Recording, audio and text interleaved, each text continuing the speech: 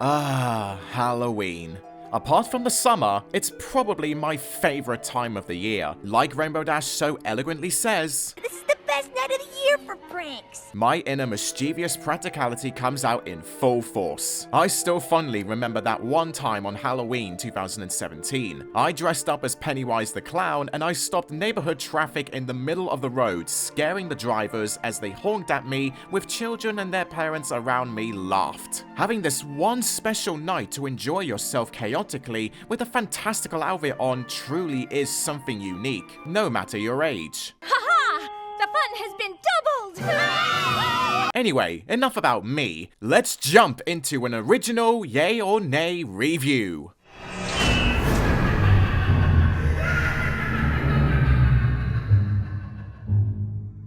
Lunar Eclipsed has always struck out to me as probably one of the most impactful episodes of Friendship is Magic to date. Funnily enough, I find myself re-watching this episode every single time spooky season arises. But Nightmare on Main Street will more than likely have its competition with me personally. It even has one of the highest rated scores on IMDb, and it was rewarded 4th place for best episode at the final BronyCon in America. Seriously. Google it. This story is expertly crafted with themes of individuality and defamation of character, while our main reformed but rejected protagonist attempts to deal with self-image repair, with the celebration of Halloween being merely nothing but a groovy backdrop to support this notion in the visual department. I also adore how the title is a play on lunar eclipse, where the moon is darkened due to it moving into the Earth's shadow. It's rather the intriguing metaphor to how Luna's redemption is overshadowed by the ancient myths that still fester in Ponyville. Every pony fearing Nightmare Moon is standing right in front of them without considering the light inside behind Luna's mistaken feisty exterior. You no longer have reason to fear us. The concept of Nightmare Night is something wonderful to implement in the equestrian universe, as there never was an indication that Halloween would be something significantly renowned in previous generations. Of course, it's just spoopy season for ponies, but I do adore how closely it resembles our world's own way of honoring the holiday. Pumpkins scattered around the town, traditional games and activities, and all the terrifying decorations your child mind would grandeur at the thought of owning. It's rather aesthetically pleasing to the eye, if I do say so myself. I even find our heroes' costumes, bar rarity for some reason, Where was she? hilariously fitting to their temperaments and how they would decide to spend their time during Nightmare Night. Twilight Sparkle being the typical nerdy bookworm taking pride in her dress as Starswell the Bearded, a famous face in equestrian legend, despite everybody's lack of acknowledgement of his name. So much in fact that she displeasingly comments about his own devoted sector in Canterlot's library. He even has a shelf in the Canterlot Library of Magic named after him. Starswell was a devoted seeker of wisdom, and perhaps his clever complexions are passed on to Twilight in this episode, giving her extra sensibility for being the only one to approach Princess Luna and help her learn the brighter side of the celebrations. She also influences her friends at the same time to do aforesaid that Luna is no longer the monster that they perceived her as being for so long. Play a few games, have some fun.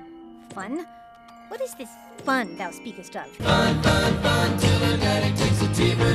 Then there's Applejack costumed as a scarecrow. Her outfit is probably my favorite of the bunch for how much it represents the usual prairie lifestyle for those out on a farm. I can't help how that assumption reminds me of something like the Texas Chainsaw Massacre and scarecrows being an uncommon phobia due to them appearing similar to something of that like hanged corpses. See what I mean? Sorry if I have just triggered some of you. Even her game of apple bobbing is such a classic for Halloween, and once again appropriate for Applejack. Rainbow Dash being a Shadow Bolt is quite an ironic choice of costume from the writer M.A. Larson, as the Shadow Bolts were vaguely just an illusion generated by Nightmare Moon in Part 2 of Season 1's opener. They were created to stroke on Rainbow's egotism to join a team equivalent to the Wonder Bolts at the cost of abandoning her friends in a time of dire need. Just let me tie this bridge real quick, and then we have a deal. No! It's them or us. Her dressing up as one is honestly humorous, as she is under no obligation of loyalty or restricted to keeping her strong roguishness behind bars. She is free to play any kind of uncanny prank on the one night of the year where this kind of leisure is tolerated. Aw, it's all in good fun. With how many times Rainbow goes out of her way to cause mayhem being a dark lackitude shooting bolts, Luna gets a happy slice of subversion on her with hilarity from Twilight.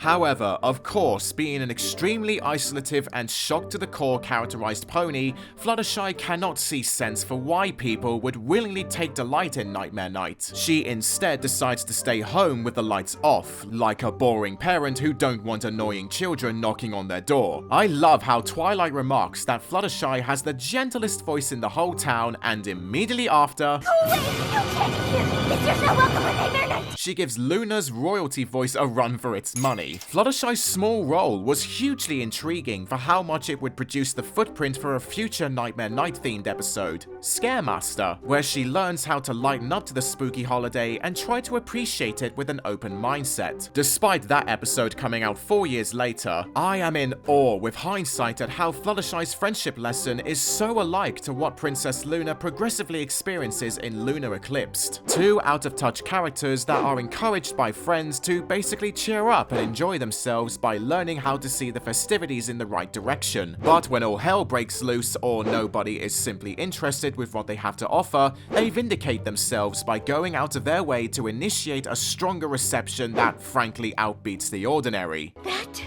was the best thing ever! We shall have to bring Nightmare Night back! Whoa! It's a wonderful piece of knowledge that will definitely influence children of all ages, that if you stand out differently from the crowd, you will categorically become a greater headstrong person with an increasing amount of charisma. Not to mention the overemphasizing of chilling tales or ghost stories for curious children that are eager to indulge themselves further in the immersion. Zeccora's inclusion during the scene essentially taking the mick out of Nightmare Moon is quite an exhilaration excursion. Damn. Did I just do a Zecora? Oh, now that is perfect horror. Ah, stop it! You sound foolish. How dare you! I wouldn't say Princess Luna's introduction is convenient in any way. It just comes down to unfortunate timing when it's perfectly timed with the last of Zeccora's whimsicals, expressing that she won't return if the Colts and Fillies offer her some sweets, and boom! She's up there in the sky like an evil fairy godmother. Hit it!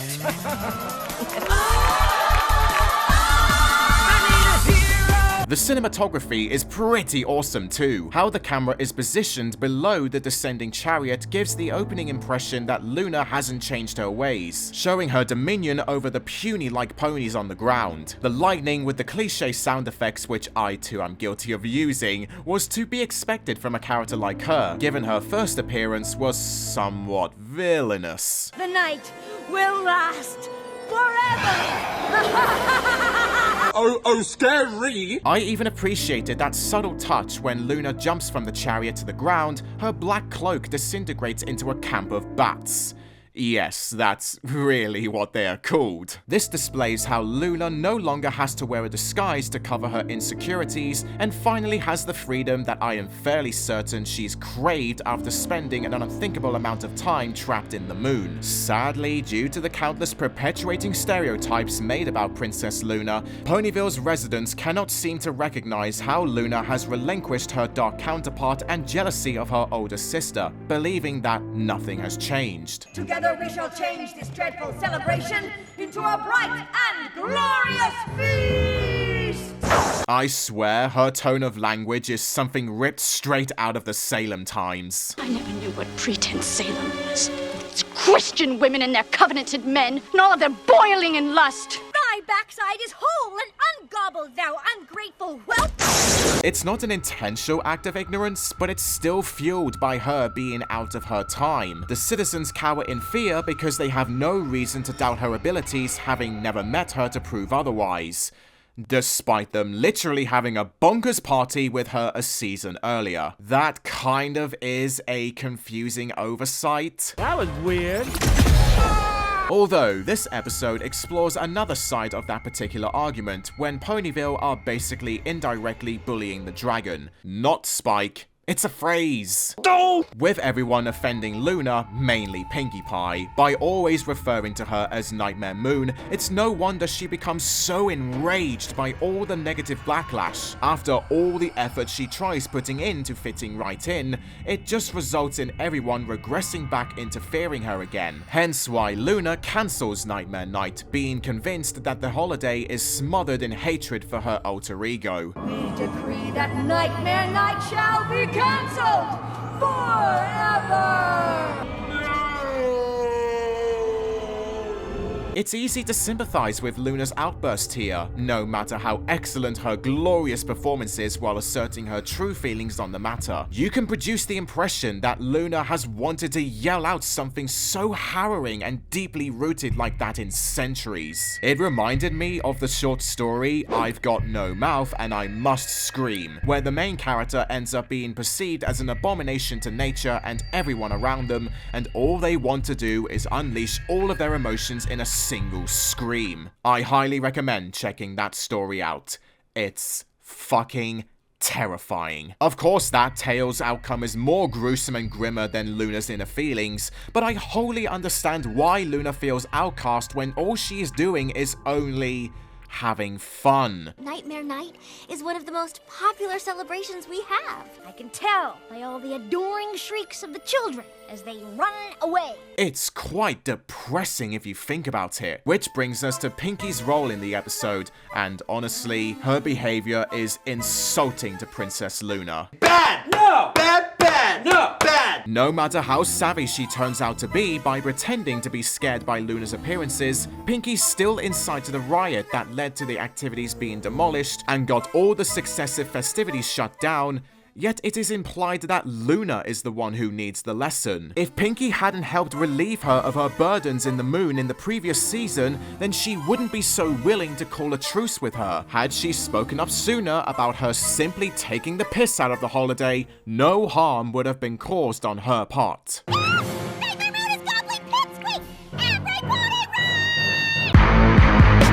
Luna's image becomes deteriorated as a byproduct of this, and she gets understandably hurt when most of her heartfelt efforts fail, which culminates in her walk of shame after she declares Nightmare Night cancelled. It wasn't really funny when Pinkie pretty much said, "Gotcha," upon being confronted by Twilight for being the final nail in the holiday's coffin.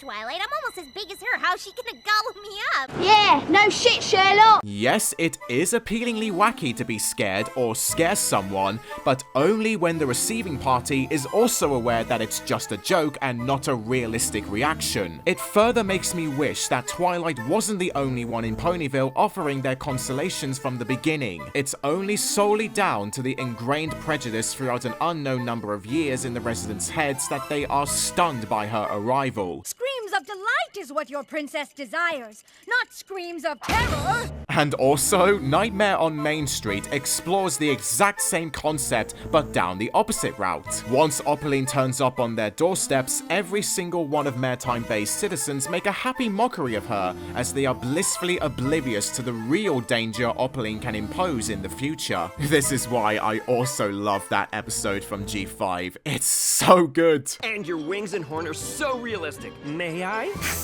Fear me if you dare. I gotta love how Pipsqueak is the only one to pluck up the courage to speak to Luna and create the basis of her coming back every year to give them a fright. We learn that this Nightmare Night is his very first, and considering that he is essentially a fish out of water when he moved to Ponyville from Trottingham, it gives him and Luna the spotlight scene of the episode by the end. Luna recognizing the joys of using the legend of Nightmare Moon and giving it a fresh spin for the better, while she can bring happiness in the face of a spooky holiday. Art thou saying that thou likest me to scare you? It's really fun. Scary, but fun. Plus Pipsqueak demonstrating to hundreds of kids to not be afraid of anything that may appear terrifying at first. Just because you may have heard a dangerous thing or two about a particular individual, you shouldn't jump instantly to conclusions. Even if some pony seems a little intimidating, even scary, When you offer them your friendship, you'll discover a whole new pony underneath. Twilight inscribes this lesson during the final moments, but I can also imagine Pipsqueak writing something similar in a diary of his own. You could even replace Twilight with Pipsqueak in this episode, and I doubt much about the episode would change. It's wholesome as fuck, and I love it! So, repeat after me, Fluffbutts. Was it a yay or a nay? There is no argument here. Plenty of character arcs to absorb, plenty of creepy visuals to be amazed by, and it's a ton of fun to just sit down and watch. Aside from a few punches in its own jack-o'-lantern, it's a really solid Halloween story. You lot watching could have predicted this result coming from a mile away. I am giving this episode a yay! The overabundance of thirsty Luna fans may have emerged from this episode, although I can see why. Luna Eclipsed is simply gorgeous. The Halloween theming alone is exquisite, and almost every character fits the story to a T. As the title of this video clearly reads, it's the perfect reintroduction for Princess Luna. Her being ostracized by Ponyville combined with her depressive mental state to fit in with everyone is something easy to be saddened by, and it's ultimately heartwarming. And above all else, it's written with buckets of love. Yet it left me yearning for an improvement on Pinky's part. It's undeniable that she is the biggest letdown, and not even the Pinky being Pinky argument can save her involvement in the plot. I believe that if Rarity or Fluttershy was instead made the culprit and not Pinky, it would have made an ounce bit more sense on their part. I also had a desire that the residents should have had a more justified reason to be afraid of Luna rather than dumbing down to stereotypes. These little bitty nitpicks were bothersome, but luckily not certainly enough to detract me from the outstanding moral and entertaining material this episode provides. Luna Eclipse is a masterclass pumpkin. Great work. I give Luna Eclipsed a yay and an 8 out of 10. This will probably be the only Friendship is Magic Season 2 yay or nay review that I will make on this channel, but nevertheless I really enjoyed watching this one and reviewing it at the same time, so I will gladly give Luna Eclipsed a very befitting A rank on the Season 2 tier list. Ooh, thank you so much for watching this review, Fluffbutts. I seriously hope you have enjoyed, and happy Halloween, everyone! I hope you all will enjoy your night tonight. Do be sure to like and hoof tap this video, and comment your thoughts down below of what you thought of Luna Eclipsed as well, and subscribe to my channel for more videos and many more content coming soon. And also, don't forget to leave a pledge on my Patreon page down in the description below, so you can help support me in making these fantastic videos more consistently. And I shall see you all very soon. Goodbye! And just before this video ends, I would like to shout out my Silver Fluffbutt patrons, Louise Wade and Alex Smith, and my Gold Fluffbutt patrons, Owen Wildish, Darthsiler12, Farina Smith, Kiki Bat VA, and the Pate and Grauerful Trisky. I really appreciate all your love and support.